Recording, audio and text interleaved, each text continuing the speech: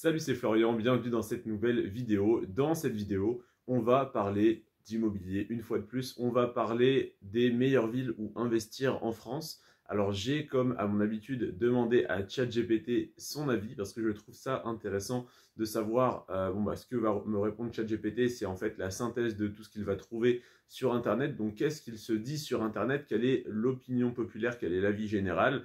Et quel est mon avis?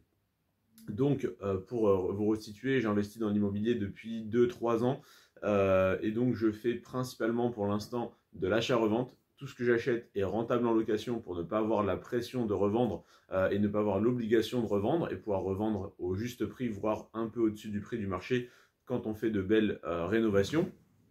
Et donc, ma source de revenus principale depuis quelques années, c'est vraiment l'immobilier. J'adore ça.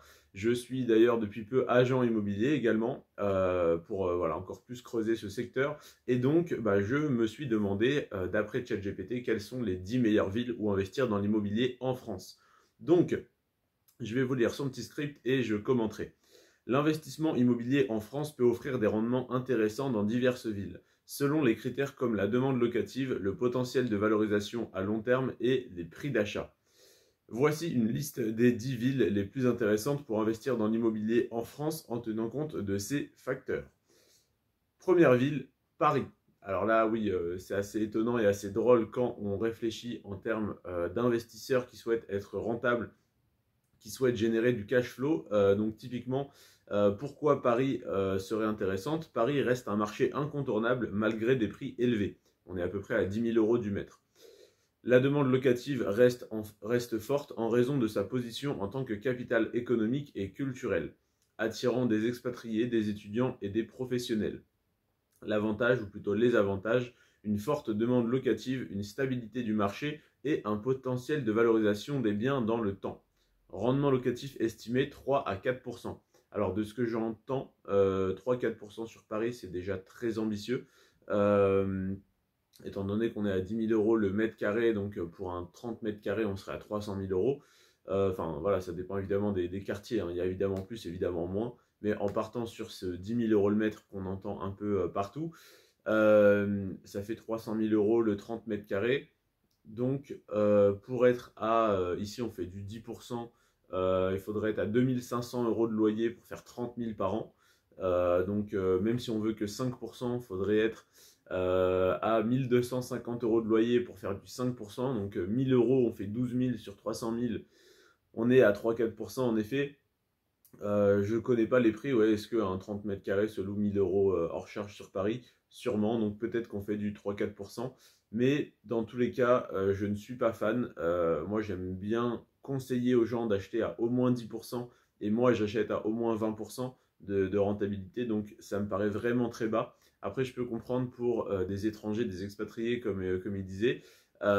Si jamais vous souhaitez arriver à Paris en tant que personne ayant déjà de l'argent, travailler, vous faire un réseau sur Paris, oui, peu importe, vous n'allez pas chercher à économiser, à acheter une maison à 200 000 € à la campagne, vous allez prendre un studio à 300 000 € à Paris. C'est moins grand, c'est un moins bon cadre de vie, mais c'est un meilleur cadre professionnellement, donc ça peut être compréhensible à ce niveau-là.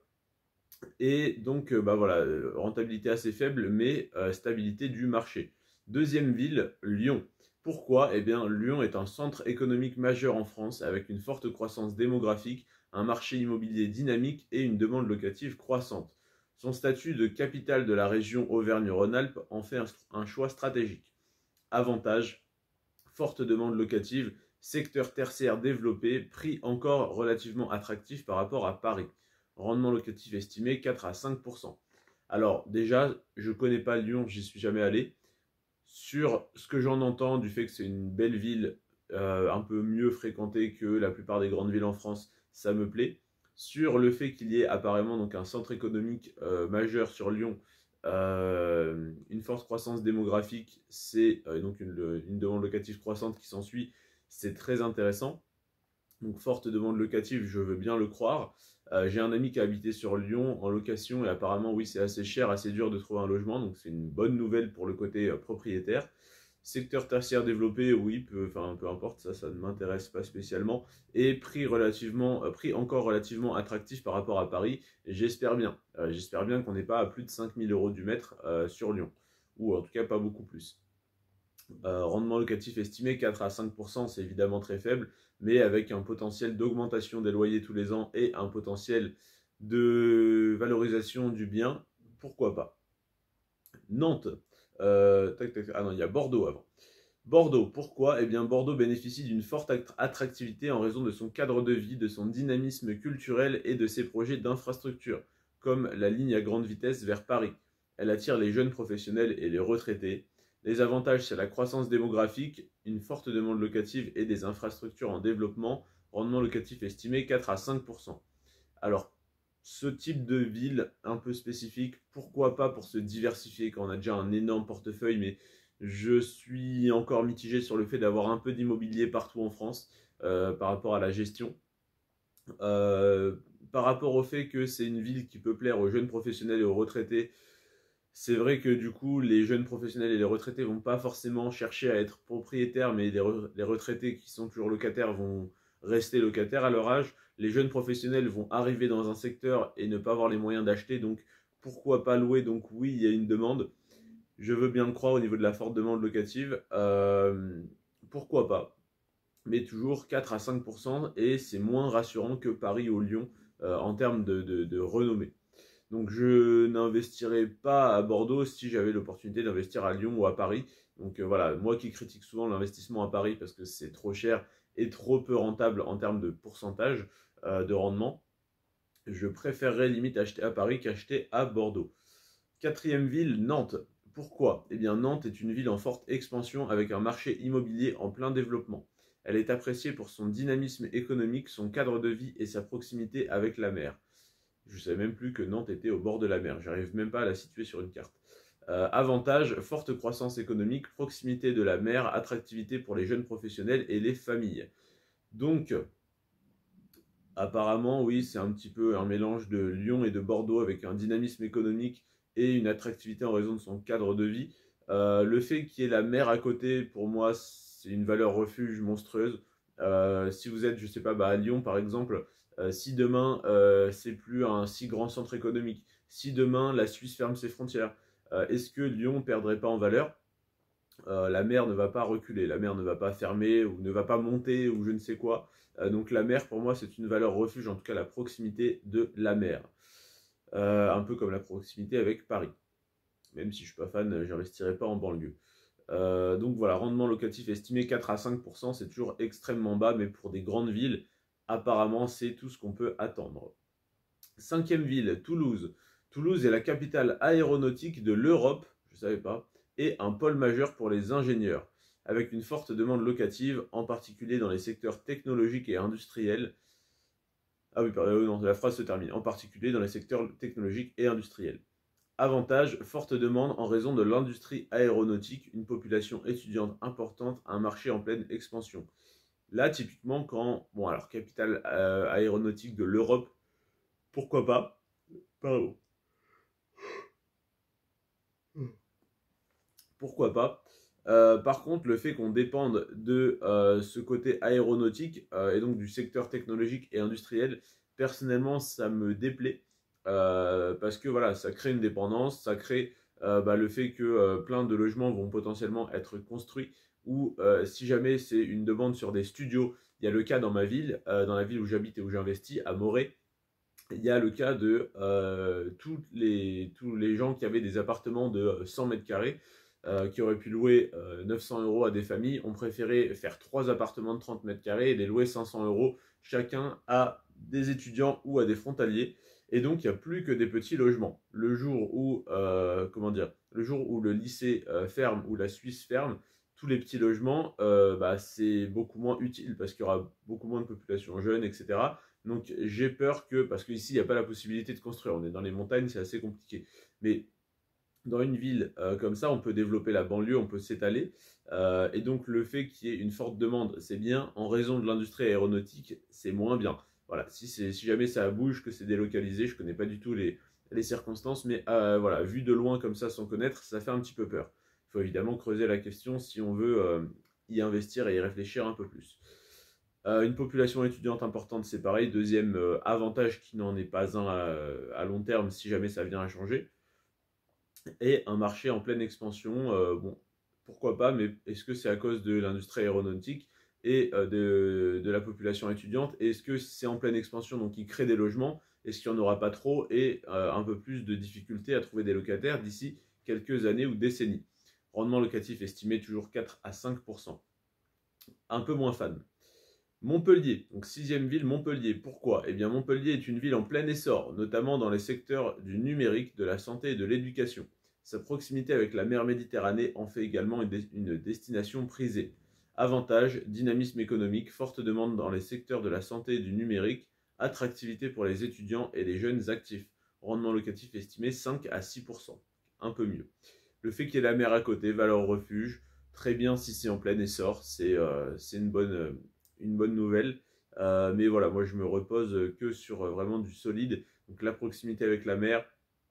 Et après, bon, bah, la forte demande dans les secteurs de la santé, du numérique, ça peut bouger. Attractivité pour les étudiants, ça peut bouger. Mais pour l'instant, c'est pas mal d'avantages.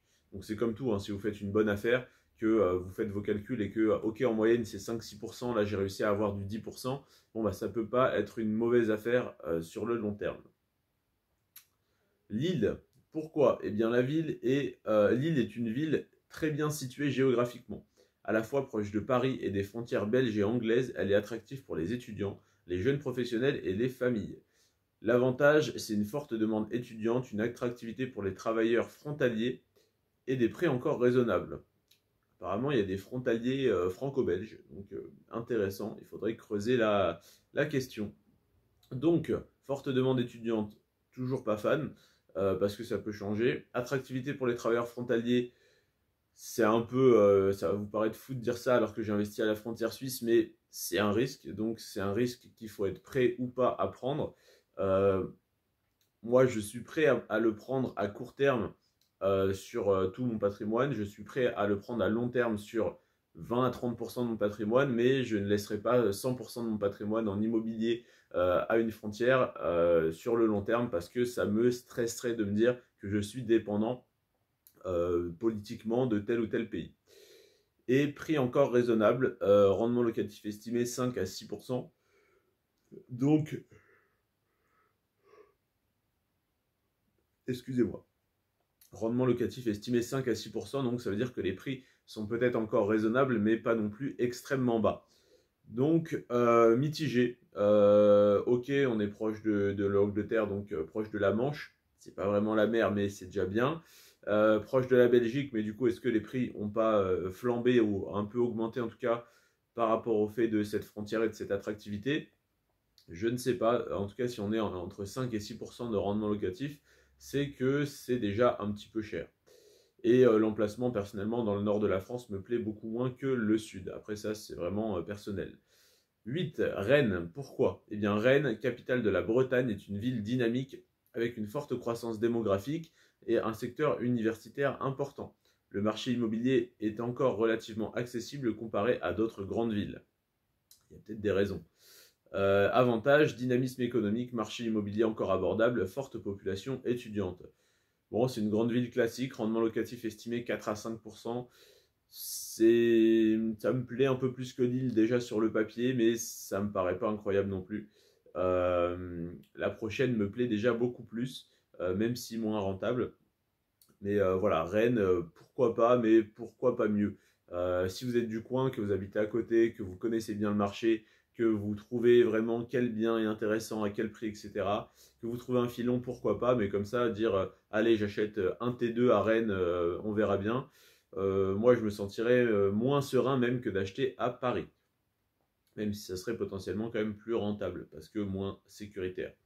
Neuvième ville qui me plaît bien, Nice. Pourquoi? Eh bien Nice, sur la Côte d'Azur, est une destination prisée pour les retraités et les investisseurs en quête de biens de luxe. La demande locative est forte, notamment pour les résidences saisonnières et de prestige. Avantage, forte demande touristique et saisonnière, attractivité internationale, marché de l'immobilier de luxe. Rendement locatif estimé 3 à 4% pour les biens de prestige. Non, 3 à 4% Pour les biens de prestige, le rendement peut être plus bas, mais la valorisation est élevée. Donc pour des biens de prestige, on peut espérer faire du 1 ou 2%. Ça me paraît quand même assez faible. Après, voilà, tout dépend, tout dépend. Pour faire 1% par an, même sur 1 million, faire 10 000 euros par an, bon, ou 20 000 euros par an sur un bien qui vaut 1 million, je préfère ne pas le louer pour être sûr qu'il ne s'abîme pas à ce prix-là. Tac, tac, tac. Et la 10e et dernière ville, c'est Strasbourg. Strasbourg est une ville européenne majeure avec un marché immobilier en croissance. Elle bénéficie de son statut de capitale européenne et de son attractivité en tant que pôle d'affaires, tout en étant très bien connectée avec l'Allemagne. Avantage, forte demande locative, marché dynamique, stabilité économique et politique. Oui. Grande attractivité internationale. Rendement locatif estimé 4 à 5%. Bon bah pourquoi pas. Moi ce que je retiendrai de ces 10 villes que ChatGPT m'a donné, c'est que c'est forcément des grandes villes, que c'est forcément des villes, bah, il n'y en a pas une qui est au-dessus de 6% de rentabilité. Donc c'est du pas très rentable mais un peu safe, t'inquiète pas, il y a des universités et des retraités. Donc moi c'est pas des critères qui me convainquent, je sais pas comment on dit, qui me convainquent sur voilà, sur pourquoi investir à un endroit ou à un autre. Oui, c'est bien à court terme que oh, il y a un lycée, oh, il y a des retraités, oh, il y a ça. Mais moi, si on n'est pas proche de Paris, proche d'une frontière vraiment très stable politiquement, typiquement, j'ai plus confiance en la frontière suisse et la frontière espagnole que la frontière belge et allemande. Euh, Donc, si on n'est pas proche d'une frontière, ou proche de Paris typiquement, ou proche de la mer, j'ai besoin vraiment d'avoir des gros critères, des gros green flags, on pourrait dire, des choses qui me rassurent énormément. Parce que investir à, je sais pas, à Lille, à Montpellier, à Nantes, comme ça, juste comme ça me paraît un peu, voilà, un peu difficile. C'est parce que je ne connais pas bien ces villes-là et leur secteur, leur alentour. Mais typiquement, pour te donner un exemple, la ville dans laquelle j'habite et dans laquelle j'investis, j'en parle assez souvent, c'est la ville de Morez, ça s'écrit M-O-R-E-Z, et on est à 15 minutes de la frontière suisse, 1 heure de Genève, 1 heure de Lausanne, 2 heures de Lyon et 2 heures de Dijon. Oui, si 2 heures de Dijon, 2 heures de Besançon. Donc on est un peu perdu au milieu de nulle part, mais au milieu de tout, proche de la frontière, et il y a une demande locative qui est assez importante. Typiquement, on peut trouver des studios à l'achat aux alentours des 50 000 euros. Bon, ça, je dis les prix actuels, mais encore 50 000 euros, il n'y en a plus beaucoup. Mais il n'y a même pas un an, j'en avais acheté un 34 000 euros pour 20 mètres carrés. Et je l'avais loué 600 euros. Donc, loué 600 euros, donc 7 200 à l'année pour 34 000. 7002, 14 000, x 2, 28, ouais, on était à 22-23%. Donc on peut faire du plus de 20% assez facilement. Là, j'ai un 47 mètres carrés que j'ai acheté 39 000. Je pourrais le louer 1000 euros. Donc là, c'est pareil, ça fait des rentabilités débiles à plus de 25%. Donc je pourrais le louer, c'est quasiment 30% en fait, 12 000. 12, 24, 24, 48 pour 39, oui, on est à plus de 25%, on est quasiment à 30. Et donc, je pourrais le louer 1000 euros, mais je pense même pas le louer, je pense le revendre, parce que en fait, j'ai acheté 39 000 à rénover, à changer les fenêtres, etc., refaire l'électricité, la plomberie, et là, je peux revendre 90, 95 000. Donc, il y a vraiment un potentiel à la fois de plus-value, donc de valorisation et de rendement assez important.